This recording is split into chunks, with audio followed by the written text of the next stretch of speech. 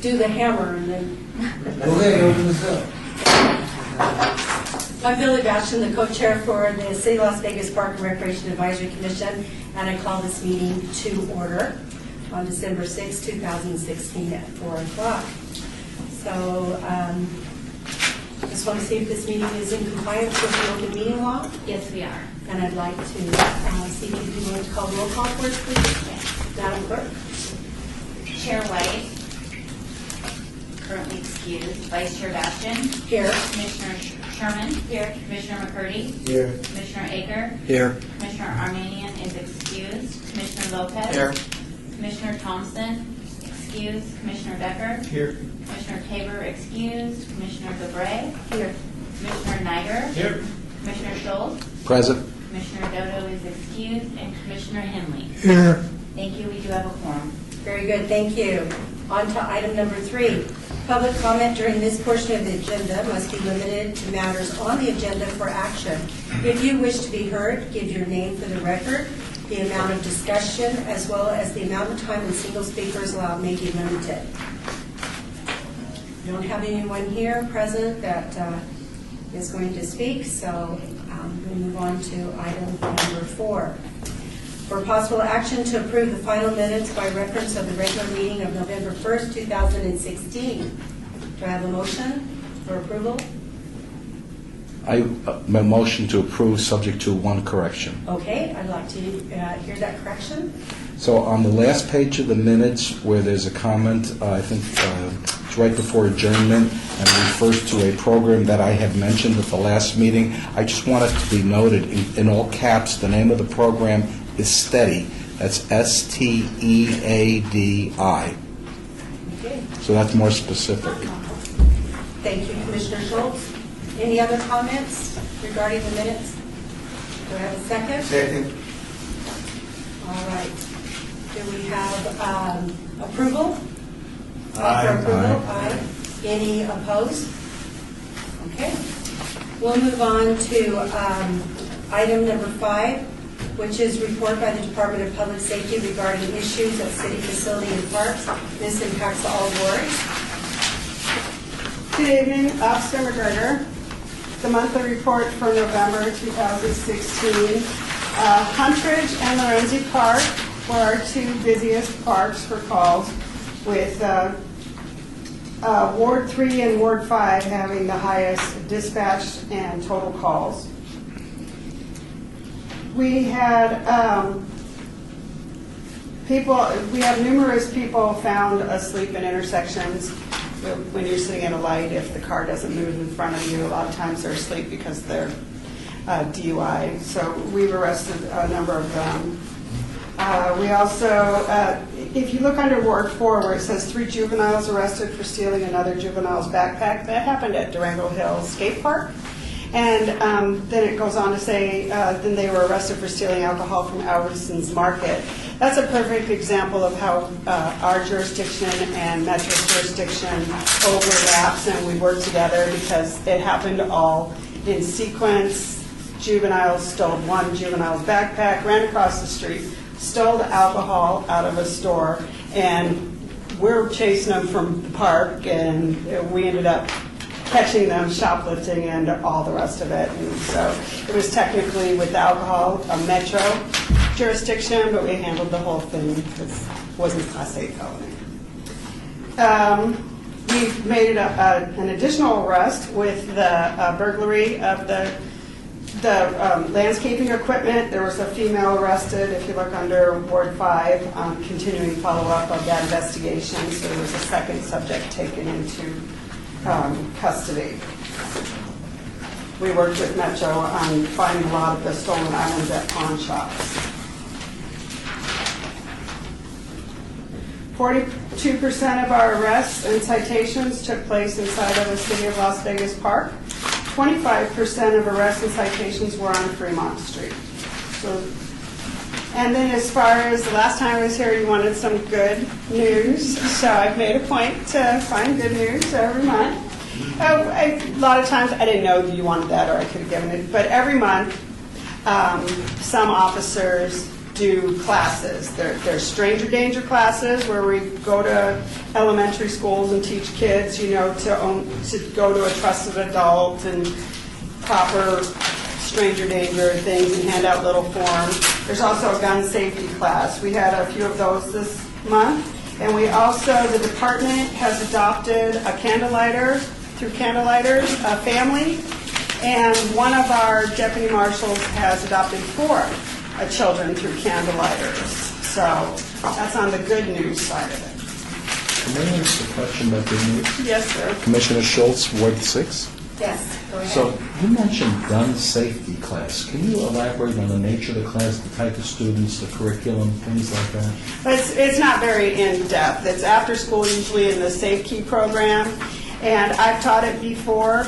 And this month, I kind of incorporated it into the stranger danger class that I taught at Mabel Elementary, because we had one little boy that was just fascinated with the fact that I had a gun on my hip.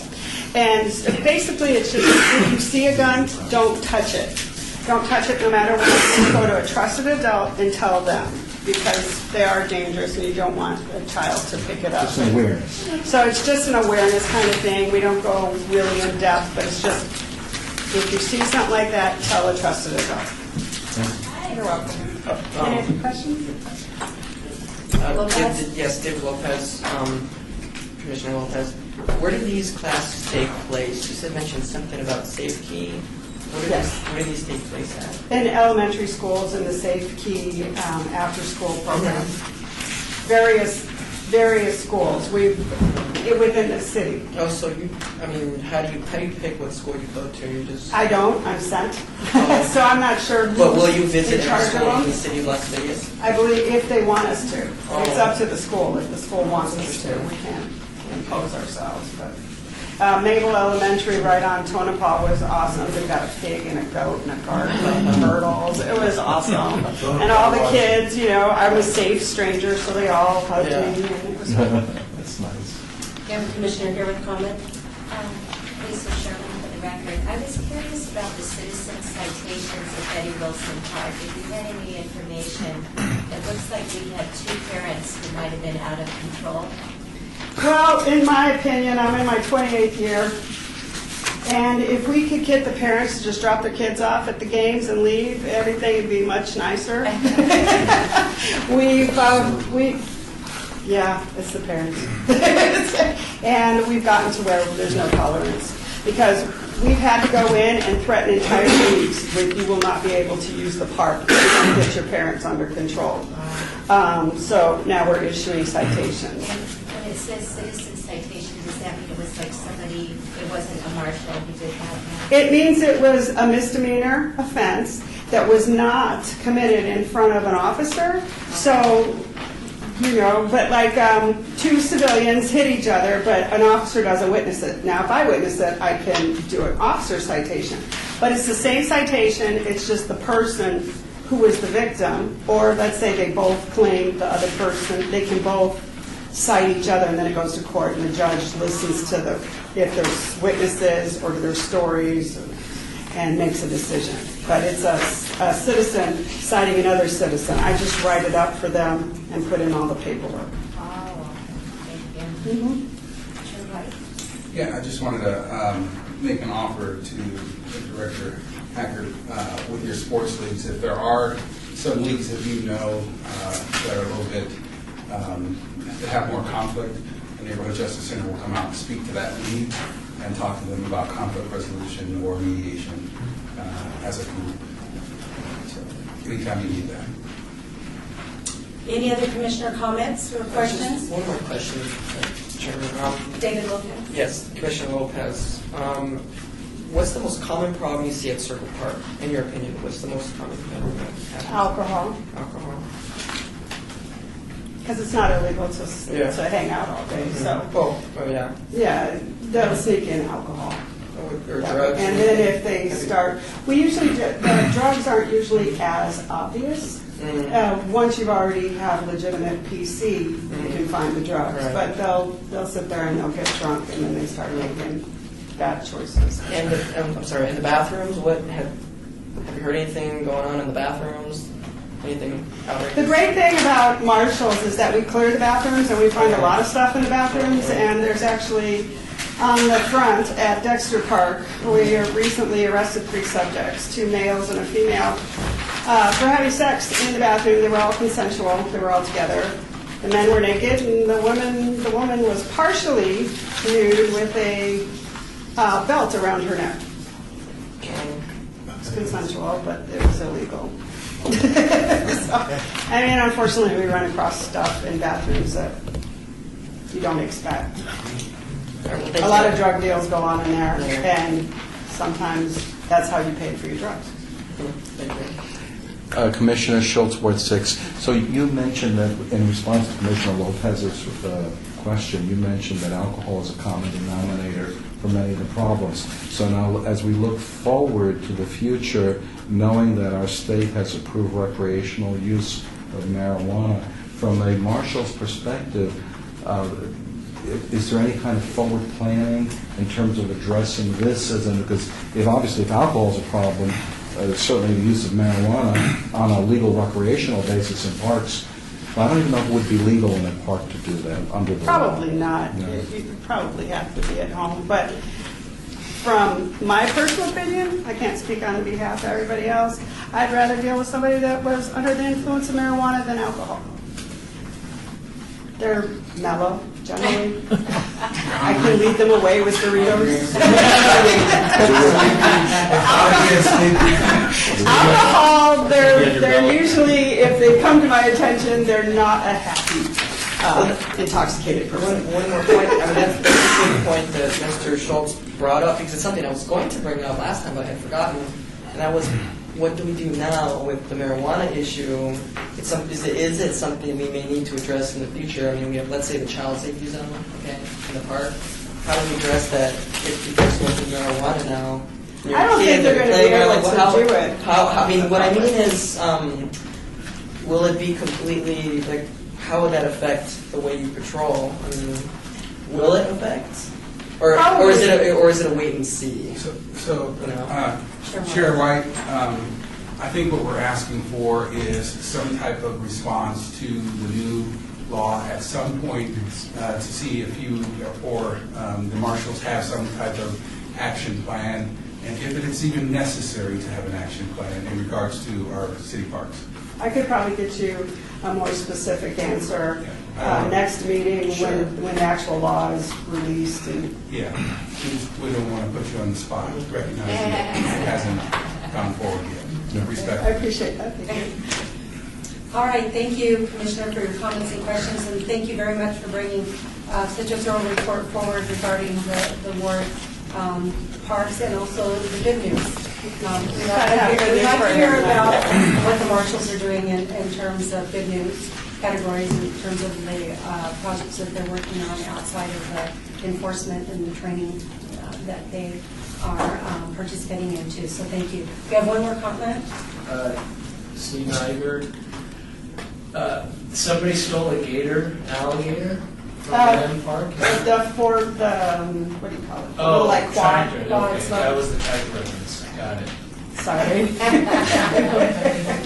thought I only had those at Lake Mead. I know, right? We have bigger problems with the educated than that. They've stolen it from Lake Mead. All right, thank you. All right, we'll move on to item number 6, report by Rosa Cortez, Park Maintenance Manager regarding parks and facility improvements and maintenance, all wards. And staff has asked that this item be stricken. And so I need to have a motion for that, please. So moved. Okay, any comments? Thank you. Second. All right, any comments? All right, questions? All right, and I'll take a second. I second it. All right. All those that are in agreement? Aye. Anybody in opposition? All right, thank you. And Chair White is here, so we'll just turn the agenda over to Chair White. Mr. Chairman, I'd like to ask a question. I got contacted by Mr. Eugene Collins today in reference to. Does this pertain to one of these items here? The question? It's pertaining to I guess it was pertaining to a maintenance item or something to do with maintenance. Or I don't know if it does. Well, that item's been stricken, so we have to stick to, our discussion is to stick to the okay, so I guess I agenda. had to bring it up in Citizens, yeah. Participation. There you go. Okay, thank you very much. Moving to item number 7, report by Bernard Preston and Jonathan Foster Sr., inclusion recreation specialist, regarding the adaptive programs and activities in the city of Las Vegas All Worlds. You can, If I may, Chairman White, Later they told me to stand there. I'm going to move out of the way so they can make the presentation. Bernard and Jonathan, I think, are going to share something with you that you may not be aware of or know the depth of which our community provides and tries to provide services to individuals that may otherwise not be able to access services or feel comfortable in participation. It's, it's awesome what they're doing. I don't want to take away any of their thunder, but every time I see what they've accomplished and what they're doing with their customer base, I wish we could somehow, duplicate these guys and spread them out even more, provide even more services. So with that, I'm going to turn that. thank you, Director Hacker. You really set us up for some wow moments. I'm hoping there's some Well, thank you, Tim. Thank you, Kelly, for inviting us, and it's good to see you, Billy. It felt like old times. But my name is Bernard Preston. This is Jonathan Foster, and I'm here to give you an update on programs that we provide for persons with disabilities on behalf of the city of Las Vegas.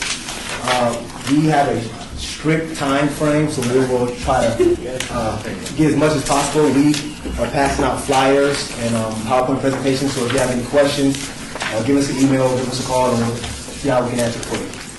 So we'll get right into it. What we do, we provide school-based programs during the day, after school, outdoor adventure.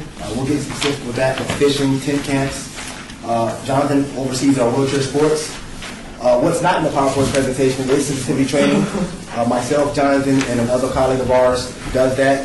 For example, one of my colleagues, Andrea, she does disability awareness for employees, while I may do disability awareness externally for agencies such as MGM, Nevada Cancer Institute, and Jonathan does stuff for the school district using more physical activities like wheelchairs. We also offer special events, such as Jonathan just had a Disability Awareness Day in October. I have a career fair coming up for persons with disabilities in March, so we try to do a lot for people with disabilities. Here's our staff. Me and Foster is the outreach. My colleague Andrea, she's in our after school program. Jennifer is in our after work program. Types of disabilities we do, we cover an array of them: muscular dystrophy, spinal cord injury. We cover mental disabilities such as schizophrenia, bipolar, post-traumatic stress disorder, and developmental disabilities such as autism and mental retardation. Here's some of our programs. A lot of it's self-explanatory, but there are multiple programs within the program, such as Project Dirt, is fishing, and camps in there. Everything else is self-explanatory outside of our float. That is our aquatic therapy and one-on-one swim lessons that we'll get involved with. And actually, Jonathan's Paralympic Sports is a wide range of programs. So I'll get into my programs first. School-based programs, we offer these programs during the day. We can have up to 5 programs in an hour from 10 to 1. We work with specialty schools such as Helen J. Stewart, Variety, Miley, and Global Community, and these are special schools primarily serving people with disabilities. Activities include yoga, swimming, special outings, like tomorrow I'm taking a group to rock climbing at the YMCA, and probably in January I'm taking a couple of kids boxing at some boxing gyms. So during the afternoon I work also with vets. We have a golf program that's offered once a week at our municipal golf course. It's free for the vets for the first 4 sessions through a grant that we receive. It's at a municipal golf course from 8 to 11, just depends on the weather and time, but usually 1-hour sessions, and the first 3 sessions are free through the grant, and thereafter that we require the vets to purchase a membership pass after that. Aquatic therapy is part of our float program. This is best way we like to describe this is like Bowflex in the water. But what this is we try to provide group sessions for individuals who are trying to improve their functional limitations, or they have knee issues, back issues. We have a 1-to-3 ratio. We offer this at our municipal pool, which is off of Bonanza and Las Vegas Boulevard, and we also offer it at times, depending on the participants at our veterans pool. We are now doing one-on-one swim lessons at Centennial. We do this for our more profoundly disabled individuals, like quadriplegic or severe strokes, and because the pool is a little warmer, so they require that. Fishing, we offer this at our Lorenzi Park in Floyd Lamb once a week. We're getting ready to tone this down because it's getting ready to get a little too cold, but we provide fishing license, bait, and poles, and all the events that have to do with just show up. Our Arthritis Foundation exercise program. This is a low-pack physical activity for individuals who are not that active but are trying to become active. We started this program probably 3 years ago off a grant, and it's sustained since then. We offer it twice a week at our East Las Vegas Community Center, Mondays and Wednesdays. I'm possibly maybe moving this program closer to a senior center so we can get more enrollment, but I just got to see with the coordinators over there. But it's been a very successful program for us.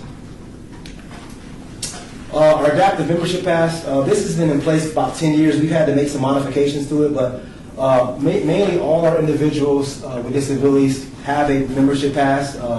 They're presumed disabled. Now, when we're working with vets, we have to really use this. We got to be real critical in it because we have individuals who have injuries instead of disabilities, and we have to make sure that we don't give everybody passes for free without making sure they meet the criteria.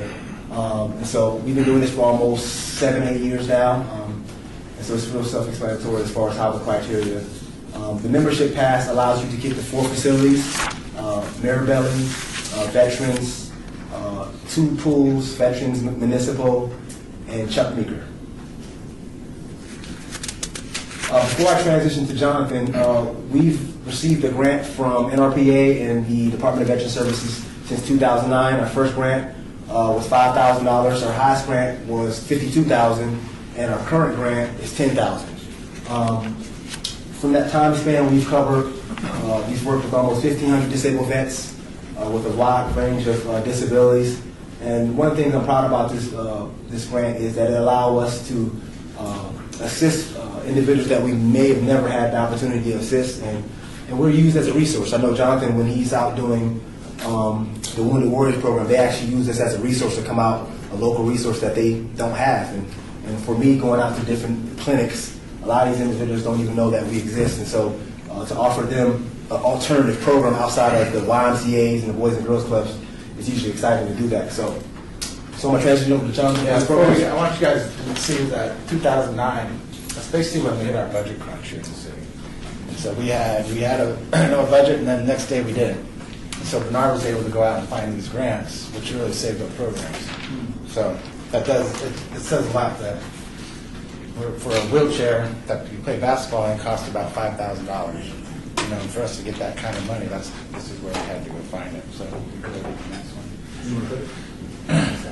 Okay. This is the Paralympic Sports Club. We offer sports training and competitions for children and adults with physical disabilities.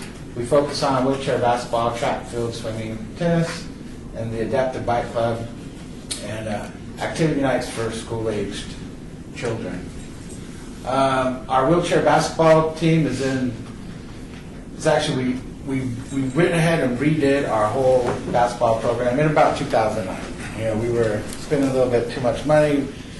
We went back to a grassroots community-based wheelchair basketball program, which means we went out to the community and basically tried to get help from like the Nevada PVA, the VA hospital, the Clark County School District. All them together has helped us put these guys in wheelchairs and been able to get them in the National Wheelchair Basketball League. There's only one wheelchair basketball team here in Las Vegas. And so in my handout, we run 5 wheelchair basketball tournaments here each year. And in the handout on the back page, I just kind of listed where the teams come from. They're basically coming from all over the United States to come participate. Our adaptive bike club, these hand cycles, were bought with Bernard's grant money. These things can go up to $15,000. These ones right here run about $4,500. Most people don't have $4,500 laying around to go buy themselves a bike. And they don't even know if they like riding the bike. And so we'll invite them out, we'll let them ride the bikes, and then we'll help them get grants and assistance for them if they like it enough to get their own bikes. We have recumbents, hand cycles, tandems, and the road bikes. And these guys are from Beyond Recovery and Ride to Recovery veteran bicycle group. And so they'll come out and take these guys on, we'll do a 20-mile ride on a Saturday for the experienced riders. And then around Bunker Park, there's a detention basin. And it's basically a mile around. And for our beginner to intermediate riders, we'll let them ride around the detention basin until they get good enough and comfortable enough to ride on the roads. If anyone's ridden on the roads, it's a very scary thing. The Paralympic Sports Club, this is our school-based program. This is where we went to the Clark County School District and we partnered with their adaptive PE program. We have activity nights that are designed to introduce children who have physical and or visual disabilities to Paralympic sports. Like I said, it's brought to you by the Clark County School District and the City of Las Vegas. We actually, in 2009, won Program of the Year from the United States Paralympic Committee. Our club features different kinds of sports. Indoors, we have wheelchair basketball, rugby, bocce ball, self-defense. It's karate, table tennis, fencing, swimming, goal ball. That's specifically for visual impaired. This is actually a goal ball right here. It's got a basketball-sized ball with bells in it. And so you roll that and it kind of ding, ding, dings down the way. And even if you're visually impaired, if you have partial vision or no vision at all, everyone's required to wear the blinds on their face, just in case some people can see a little bit, so they like to cheat. This is the karate that we're doing. The kids just have a great time doing this. In outdoor sports, we have track, field, archery, tennis, golf, soccer, cycling, trikes, bikes, tandem, and hand cycles, non-ambulatory. We do this program once a month throughout the school year, and it's usually at Rancho High School. Some of the community outreach programs, we went to American Restoration and we did a disability awareness day. We set up a little obstacle course and we had everybody over there go through the obstacle course and they had a really good time. We do a fishing program with the PBA. We rent pontoon boats, go out on the lake. Everybody jumps in the water. We just got done doing a wheelchair bowling national tournament. That was over at the Suncoast. An interesting thing with Toro University, we had it written in their curriculum that they have to have 30 hours of volunteer work with us. And so that helps us on staff costs. So they'll bring 5 or 6 guys out to go bike riding or for basketball practice, and that they really, really help us out a lot. We also do exhibition games with Toro, Push America. Other things are the Veterans Day Parade, car show, barbecue, and our annual Disability Awareness Day Fair, which is on its, I believe it's on its 25th year. Project DIRT, Developing Interest in Risk-Taking. This was one of the programs that got hit when the crunch came, but we were able to keep a few of the things alive. We do, the main thing right now is our outdoor tent camping experience for adults with developmental disabilities. What we did was, instead of going to Valley Fire, Lake Mead, Great Basin, Mount Charleston, now we go to Floydland Park. And so we save on vehicle costs. And that's actually a picture of Mount Charleston, but that was a little while ago. And again, they're adults with developmental disabilities. They do arts and crafts, fishing, hiking. They all put up their own tents, and it's taken them, some of them, quite a long time to figure that out, but now they all do it. So it's pretty cool to see. This is our track and field and swimming team. They go to competition once a year in Arizona, and that's strictly for youth. And there's a snowball fight. This is part of our adaptive bike club, and here we are ice skating. We have sled hockey sleds available for the kids to use, and we actually go to the ice rink in January and February. The Air Force Wounded Warrior Program. Tim was kind enough to loan me to the Air Force this year, and so I've been going around the country doing 10 different camps. And basically, I'm in charge of, I coach the wheelchair basketball team.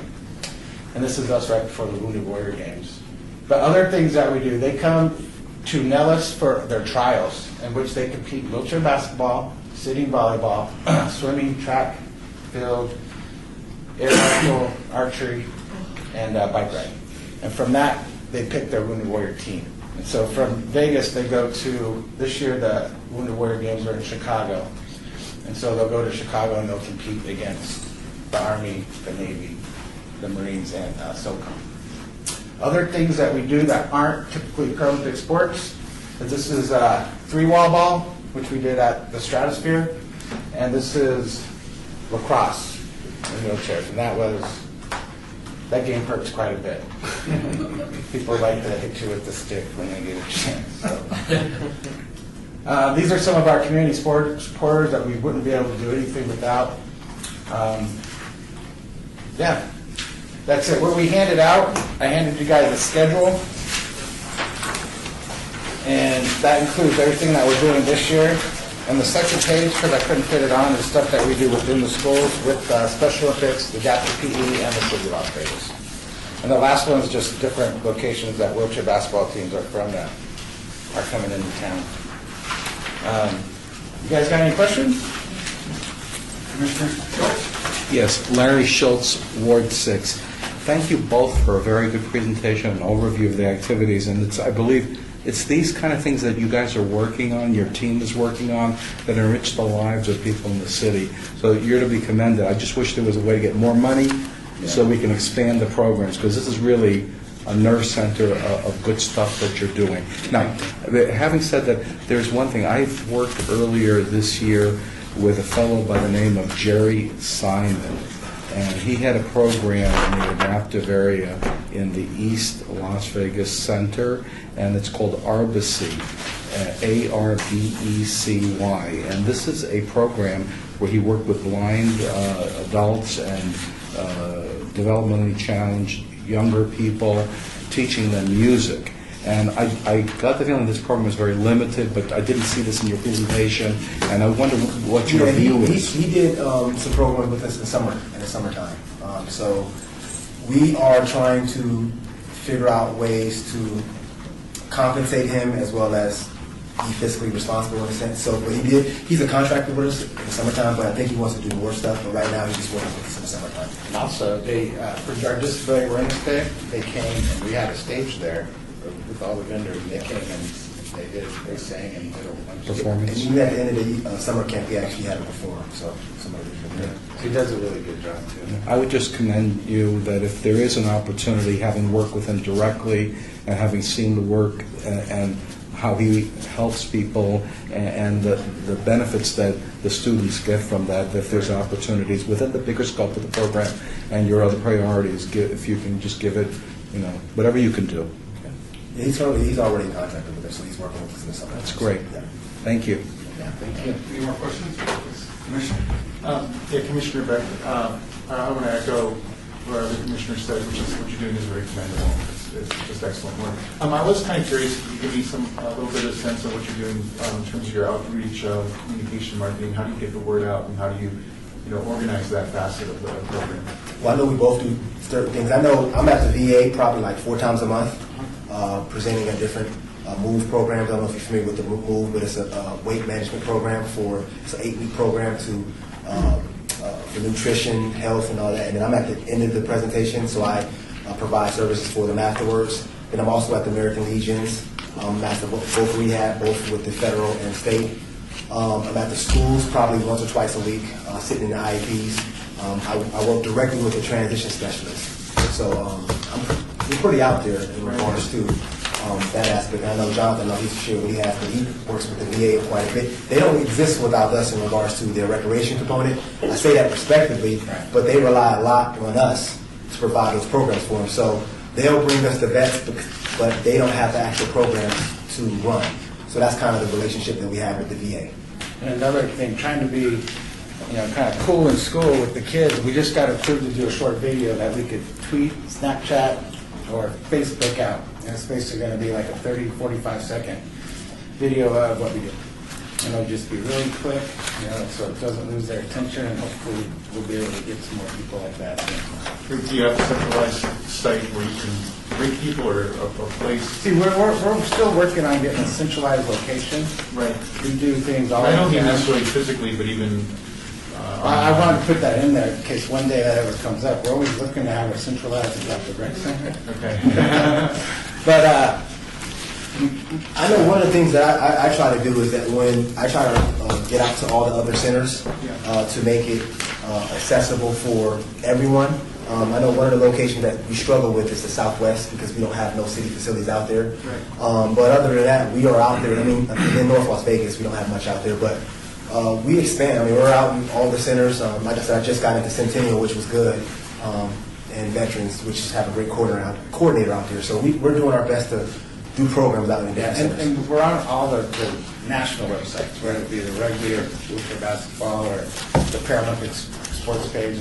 Anyone that comes into town, a lot of them find us through those sites because they don't know that there's a City of Las Vegas or adaptive recreation. They just don't know. They come there new and they're checking the national sites, and we're in those. Do you think it would be beneficial if like maybe the department supported you with even a Facebook page or something where you can send people to? Yeah, that would be. Do we have Facebook? City, we don't have control of that. Yeah. Director Hacker. But that might be something It would to be make it worthwhile. I'm not. It's more than a website. I just. Well, the younger generation, that's what they're doing. Yeah. Well, I do know. I know recently when I've been doing some grant stuff, Kelly's been getting my stuff out to Facebook. Yeah. So that just started. I don't know how long that's been, but I know some like with the golf stuff, she's been sending the stuff out. The bowling tournaments we had, she sent the stuff out to Facebook. So I think it's absolutely fantastic what you're doing. Thank you guys very much. Thank you. And I want to just echo what some of the other commissioners are saying, and many of the, just to let everybody else know, but in many of the grant situations, they're pulling money from national organizations that have a very good footprint in the social media world, so they can send what they're doing upward to them, and then they blast it out on their Facebook pages, so that individuals that are looking for these types of activities can go to those websites and then trickle back down to what's going on in their community. So I want to applaud you for doing whatever you can inside of a governmental construct and recognizing that the predecessor that I knew back in the day, John Chambers, did a wonderful job and was highly noted for what he did. So it sounds like you guys are continuing on that way. But Commissioner?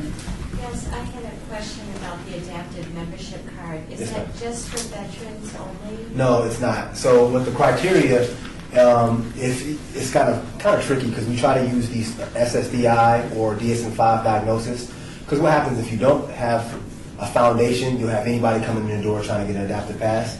And so we use those models to determine disability. So for example, if you have a person who has SSDI or SSI, they will be presumed eligible for our services. Now, we may have an individual who has an ankle injury that has 10% disability. Well, we can't give them a membership pass for 4 facilities for $10 when they only have an injury.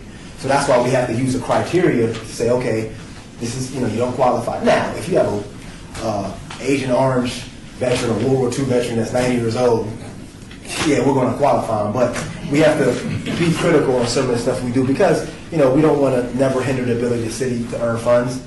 But what we tell the centers is that, if we give this person with a disability adaptive pass, they'll come in with their spouse. And so a lot of times the coordinator is like, okay, this is an audience that we probably never got the opportunity to see. So that's what we kind of broadcast. But that's a great question. Yeah, and it's another way for us to track numbers. Like we're out at the parks, everyone comes into your rec center, they're going to sign in with their card. When you're going out to the park, we don't have that, and we're just out at the park. And so we have everyone get adaptive membership, so that way we can track the numbers easier. Thank you very much. Thank you. I appreciate your report. Thank you, guys. Any other questions? No other questions. Thank you. Thank you for your time. Appreciate it. Just wanted to take a quick second to introduce Mike Henley, our newest commissioner, to this panel. Recognizing that he may be invisible in some sense, but he does have a past in Parks and Rec in this community. For those of us who know about Parks and Rec, so You can never get it off you. well, and we'll move forward with item number Number 8, update by Commissioner O'Hara regarding state license plates for the Department of Parks and Recreation all awards.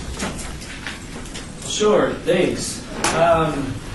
So I presume everybody will recall, it sort of came up and there was different possible routes that could go, would go, things people were concerned about. So where we left off, the last time this came up in this meeting was I was to sit down with Councilman Anthony and have a chat. I did. He was happy and excited about it, obviously. And said he'd be back to me. A few weeks went by, I followed up, and what I thought was going to be, based on our meeting, was him taking it and kind of doing his thing with it and getting some, making some progress on his side. I got word back from his staff that he and the city manager discussed it and basically said, we're good with it, it has our blessing, here you go. Let's see what you do. So I guess it came back to me to take the next step, which I'm fine with, and I would like to report that back, make sure everybody's good. And the next step, I think, unless the committee has different ideas, is for me to sit down with the Las Vegas plate folks and do some, I guess, research, and then come up with an action plan to present and continue moving forward. Mr. Chairman, Commissioner? I think you have the right method alone. You should contact the Centennial Commission and let the Centennial Commission advise you or give you some input on how to approach getting that license plate that you're interested in. Because if I remember correctly, it has to be introduced in the United States Legislature. I think what the Centennial Committee did is had it introduced in the state legislature to become part of the Centennial Committee. So I think that would be the very first step to do, to contact the Centennial Plate, the Centennial Committee, so they can share with him how they proceeded to get the city of Las Vegas license plate, because there are funds associated with that plate, which the city still has and still receive residual from that plate. Thank you, Commissioner. Is it, I just want to ask council, is it relevant to offer a subcommittee, or because if you want some help, or if you would like to have some help and support, is that a possibility? To create a subcommittee to help them? Sure. But you might want to put it on the agenda list. It's on the January agenda. Yeah, I'm just, so I'm asking, thank you very much. So, that'll help you out. Okay. Any other questions? I can get you the name of the person you need to talk to from Centennial. Perfect. Thank you. That is everything I need today. I'll get back to you with more later, I'm sure. Any other questions or comments?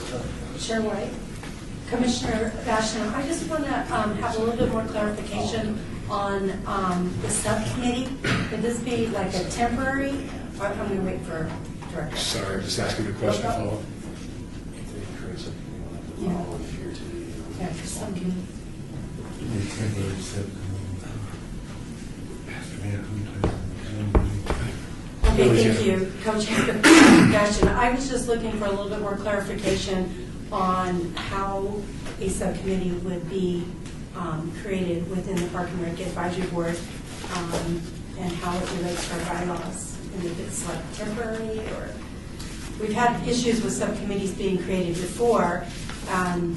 We have received past direction that said that we should be cautious about creating subcommittees. So I just wanted, and if it's not appropriate to have that discussion today and you need more time, I understand that, to vet that out and maybe bring that back forward. But I don't want to get us too far forward in creating a subcommittee and then have it be interrupted. So Commissioner, and before you answer, I think to even have it be placed on the agenda is going to have to take some type of discussion at some point as to whether or not it's relevant. And by then, even if we're going to get it, if I get it placed, I'll figure out exactly what some of the parameters were in hopes that we could probably get that disseminated to everyone if it were going to be a subcommittee as placed on the agenda.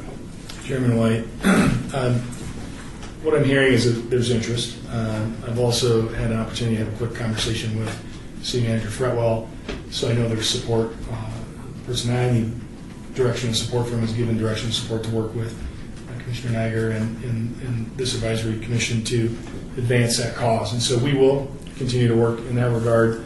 I do believe your bylaws and the ordaining ordinance are somewhat restrictive. Looking back at Kelly, because she's kind of the historian, restrictive on the use of subcommittees, and then there's open meetings laws. If you're a subcommittee, that could somewhat hinder or inhibit your abilities. Having some individuals that don't create a subcommittee, keep it under a quorum kind of thing, and you're just a working group might be a way to go. That's what I was thinking. So we'll flesh all that, but the staff is definitely going to provide support. Kelly's done some research, not just with Centennial license plates, but we're aware of some other kind of recreation park license plate from the north. We don't know if that's city affiliated or it's not real clear. So we're doing some investigation there, and we're definitely going to work to advance this cause. Answer. On the question of subcommittees, I'd have to look at the bylaws, but in my Arts Commission, we have a whole bunch of subcommittees that are created. And what usually happens under the bylaws is the chairman will appoint members to the subcommittee, but what he usually does is he asks for volunteers ahead of time, rather than just requested in a meeting. But whether you're restricted in creating subcommittees, I'm really not sure, because I've looked at the bylaws. And having been on this commission for some time, and others also recognizing that we've had subcommittees. We had the golf subcommittee, we had the park naming subcommittee that operated and went rather well, even with the open meeting laws. So we, in my history, unless I'm corrected, not experienced any negative comments surrounding the subcommittees that we've had prior to inducting the bylaws that are now standing. So, Commissioner and Commissioner. Mr. Chairman, Commissioner Curtis, most time I understand that the chairman of any board has the authority to report a ad hoc committee, as long as it's not a majority of the membership of, any commission or committee. So it could be a working, like I said, working committee just to bring back information to present to the entire body. Because I'm chairman of the operation committee at the Southern Valley Regional Housing Authority. I do not have the majority of my board members, commissioners on that subcommittee. And we just do a briefing and we didn't recommend or let the other commission know what we've discussed in our subcommittee for operations and administration. And again, I'm simply just trying to give Commissioner Niger the appropriate tools and support for this subject and to move forward, whether it be the next meeting in establishing a subcommittee and or ad hoc committee and or special I Spy committee. We'll find out well before the next meeting and see if it's appropriate. But I don't want to miss the other statement. Billy Bastian. I too want to make sure that you know that my comments weren't any intention to creating a subcommittee on the project that you're trying to bring forward. I think it's really admirable that you're doing that. I just recall that we have had in the past issues with creating subcommittees and directing folks or allowing folks to gather together. So I was just simply looking for clarification to make sure we don't take this route and then get ourselves kind of in a pinch. And one of them was the golf subcommittee and other subcommittees that we've tried to create. And we did have a very successful parking subcommittee. Thank you. And respectfully, you were on the other side of the tree where Director Hacker was. Yeah. So it was easy for us. I apologize if I hadn't seen any type of speed bumps that we ran over to on. However, well, I think some of those speed bumps even occurred since I've been on the commission, so I just wanted to make sure we don't get new commissioners on a path that doesn't give them the ability to proceed with what you're trying to do. Thank you. Is there any other comments toward or Mr. Langer? Yeah. If I semi-new to the process, I don't need it. I don't understand the scope yet. If once I dig into it more and understand the scope of, from here to the finish line, the workload is to a point where I feel like, a team, as opposed to just me or whomever else wants to be a part of it, then I certainly would, contact or put onto an agenda or ask you guys. At this point, I can move 1,000 times faster than the task, so I'm not really worried about it. But once I, understand the scope better, I do need help. I won't be shy to ask for sure. And I appreciate that. It's going to grow. So, if there's no other questions, we'll move on to item number 9, report by Tim Hacker, Director of Parks and Recreation, regarding upcoming Department of Parks and Recreation activities all over. Okay, first off, just want to also welcome Mike Henley to the board. It's a pleasure. Mike and I, our paths crossed a few years back, and we worked together effectively, so it's nice to see Mike willingly join this commission and help, I think, again, move us forward and give us positive momentum as we continue to kind of restructure these last few years and going forward. Did you have a handout? Did you hand out the fee restructuring? We just want to let you know that we've posted something with the city clerk regarding fees related to gymnasium rentals. We challenged one of our very talented staff, Mike Collins, who's a supervisor but has grown up through the department, very involved in using gymnasiums because he ran a lot of basketball tournaments. He participated in a lot of basketball tournaments. And so what we were finding is that we could have tournaments paying anywhere from as low as $50 an hour to $180 an hour for gym utilization. And it depended on the time of the week, the day, staffing demands. It was just all over the place. And the constant feedback we got was really, really hard for us to plan, really hard for us to estimate our costs. So we challenged Mike with that, and what we ended up doing is we had half-court, full-court charges.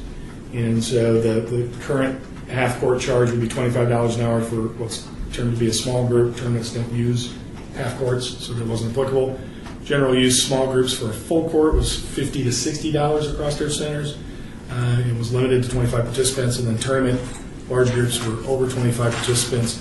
Again, normal hours might have been $50 to $60 after hours, a range of $120 to $180. So what was proposed, is general use. We increased that $5 an hour to $30 an hour because, frankly, the effect of someone using a half court really limits the use of the court. So we don't believe just merely halving it is fair to the community. Tournaments, again, they don't use half courts. Full court for general use will remain at $50 an hour instead of the 50 to 60 range. 50, and then tournament non-operational hours, flat $80 rate. Again, through the analysis, that'll keep our cost recovery, our fee collection basically static. We don't expect it to drop or generally increase. However, it's anticipated by Mr. Collins that once we have this flat fee in place, that tournaments that used to avoid using us on Sundays, for example, will probably come in and use us on Sundays, so we'll probably end up seeing more utilization over the weekends. So that's good. So that's posted. Will go into effect January 1st, and we've sent out the business impact statements on that as well. Dexter Park groundbreaking in Ward 1 is Wednesday, December 14th at 3 p.m. So if you want to attend the groundbreaking, as you may recall, that project started design over 2 years ago. We had several community meetings, so we're very excited and anticipating the groundbreaking. So, What date is that again? Excuse me. It's the 14th, December 14th, 3 p.m. So it's 8 p.m. 3 p.m. 3 p.m. Oh, 3. Yeah. We would encourage you to show up if you yeah. We'll Have a jacket on. we'll send something. We'll send something out. I'm sure Ward 1 will probably have something in their newsletter, but we'll try to get that out to you again. Parks and Rec once again is doing a tree at Opportunity Village. We started that last year. It was a suggestion of one of our very talented staff, Mary Killian, and the entire staff. I mean, all of our facilities, all of our work units really enjoyed it last year. It was a beautiful tree. And so we're doing that. Because we did the Christmas tree last year, we were allowed to do the Halloween tree. So we did a Halloween tree and now the Christmas tree. But, when you have 20 to 30,000 people going through that event, it just helps market what we're doing. Corporate Challenge registration has begun this month. It just seems like it ended, but here we are. And again, we're doing we started this last year to encourage pre-registration or early registration. And we did. We actually got a number of teams to register because they save a few $100s by doing it in December. And I think we're having the same luck this year that we're seeing teams take advantage of that few $100 break. We aren't doing, otherwise we aren't increasing fees this year. We'll probably be looking at that next year. Again, going out for sponsorships like we did last year. The only one that I'm aware of right now that's declined is the RJ. There's been a pretty dramatic change in ownership and focus there, and so what they provided was in-kind service. So we're going to try to fill that niche in other media formats. So we're still very positive that we'll exceed last year's number. If you remember, we ended up in the positive for the first time in a long time, and a little over $10,000 after expenses. And of course, this event is our signature event, brings together thousands of participants, and I think we achieved 75 teams last year, all brackets, but we grew up. I know we grew up by 10, so we're going to continue to strive to make this a bigger and better event each year. The important question is when you will probably be doing flag football. Most likely, we'll be there. I wish Chairman White had made it because, thank you, Commissioner Sherman, because there were a couple of pretty awesome catches. Very key catches made. Not going to say scores, but they did move the ball down. It was a windy day, right? This last year was awesome. 2 years ago. 2 years ago was terrible. Oh, you didn't invite me this year. Oh, yes, we did. I think the minutes will reflect. Well, thank you. That's all I have to report. All right, thank you very much. Are there any questions for Director Hacker? Commissioner? Billy Bastian, did you say you were going to send something out to us on the Dexter Park? We will, yes. I just want to make sure that Commissioner Tabor has an opportunity to receive that since she's not here. It's this with Definitely in her backyard. So, Yeah. Well, absolutely. Several members, so we want to make sure that they come out. Thank you. All right, so hearing no more questions, if there's no more questions for Director Hacker, we'll move on to item number 10, citizens' participation.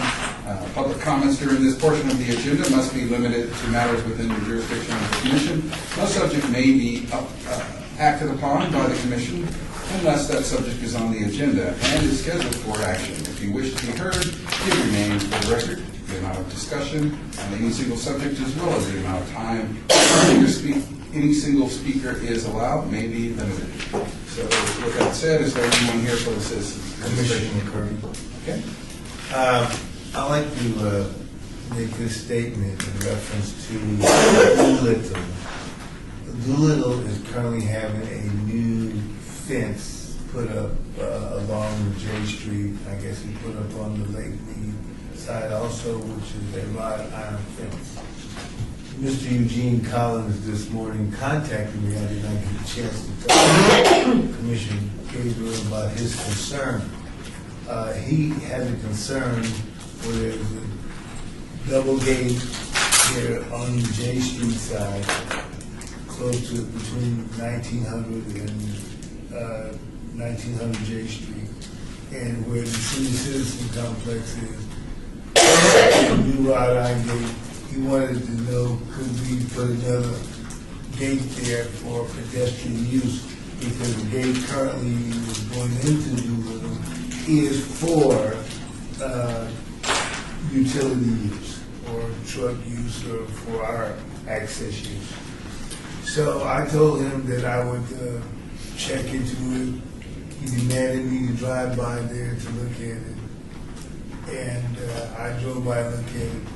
I personally see where the gate is currently constructed at the opening there. To me, I don't think we need another gate there, but at least I'm bringing a constituents concern to the board. So I wanted to be put on record that Commissioner McCurdy has brought it to the Park and Recreation Board and to the Director of Parks and Recreation. Maybe you can check to see if there's anything that you can do, or if it's warranted to put another gate there besides the utility gate. Maybe you can take that into consideration.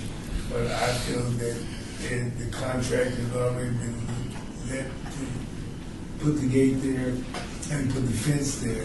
So I don't know if there's anything you can do, but I want it to be on record that I did bring it to your attention.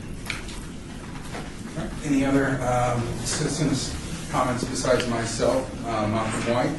I want to acknowledge that Commissioner gave us these beautiful calendars, and I appreciate them as a citizen. I will use it to remember what day I'm living in. So well appreciated. Thank you very much. Anything else? Mr. Chairman, yes, I just wanted to extend an invitation. Next week on the 15th, Veterans Village will be ribbon cutting the new Veterans Village housing complex on 50 North 21st Street at 2 p.m. Arnold Stock is the gentleman who's heading up this project. He's working with Steve Wynn and them to create this new housing project for homeless veterans, 202 units. It's a nice place, and they're offering a lot of volunteer opportunities. I've been going there, I've been painting walls, and it's a very nice place. It's just off of Fremont and Eastern. And it's a great thing, so I'm looking forward to it. I know Mayor Goodman will be there, I'll be there, I think Congressman Joe Heck or former Congressman Joe Heck will be there. And it'll be exciting. So it'll be next week at 2 p.m. What day? I think Thursday the 15th. Oh, Yeah, okay, well, thank you. There's no other comments for citizens' participation. Meeting adjourned.